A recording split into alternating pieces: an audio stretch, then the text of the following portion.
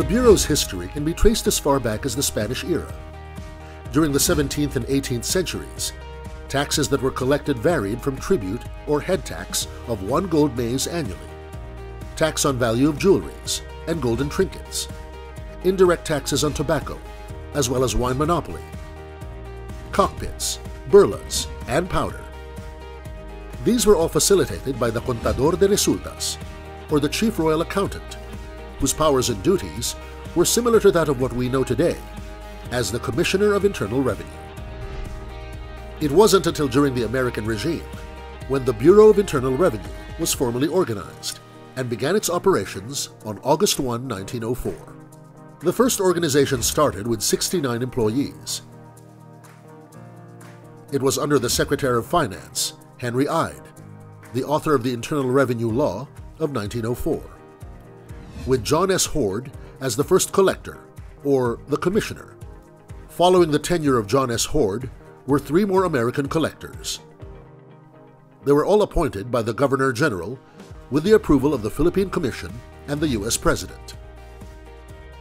Filipino collectors eventually joined the ranks when former U.S. President William McKinley committed to the Philippinization policy.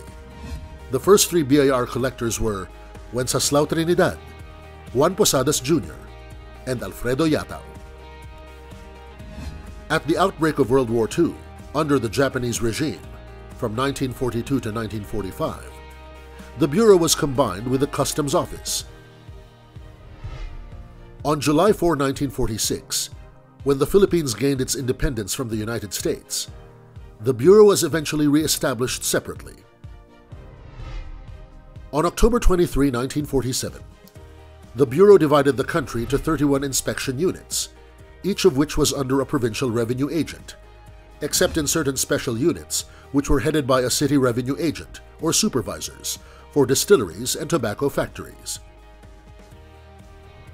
On the latter part of January 1951, the implementation of the withholding tax system was adopted. This method of collecting income tax resulted to the collection of approximately 25% of the total income tax collected during the said period. As an initial step towards decentralization, the Bureau created its first 2 regional offices in Cebu and in Davao on July 20, 1955. Each regional office was headed by a regional director.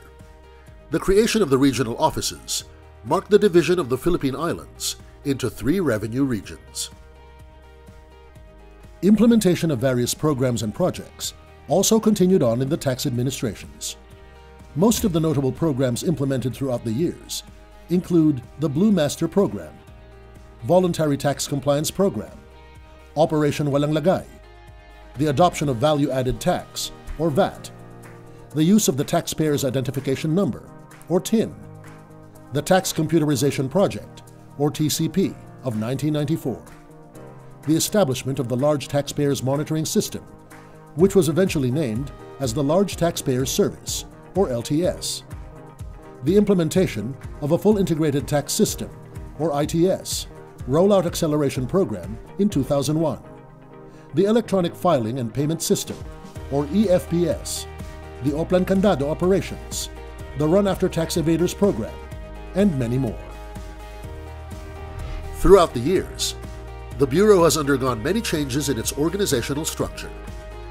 Revenue offices were created, abolished, merged with other offices, split into different offices, and other significant changes. From having 8 divisions in 1913, the Bureau now has several revenue groups: Revenue Services, Revenue Data Centers, Revenue Regional Offices, and Revenue District Offices nationwide. Currently, the Office of the Commissioner of Internal Revenue oversees the planning and management, project management and implementation, and the large taxpayer services. Also working with the Commissioner are 4 groups, each led by the Deputy Commissioners. The Operations Group handles client support, assessment, collection, including Revenue Regional Offices and their respective Revenue District Offices. The Legal Group, on the other hand, is in charge of legal, internal affairs, and enforcement and advocacy. The Information Systems Group takes care of the operation, management, and development of information systems, and supervises the 5 revenue data centers. Lastly, the Resource Management Group oversees human resource, finance, and administration. BIR's long history of organizational changes, implementing several programs, and constantly improving itself shows its steadfast commitment to providing effective tax administration rooted in its guiding principle: service excellence with integrity and professionalism. To know more about the Bureau, visit our website at www.bir.gov.ph.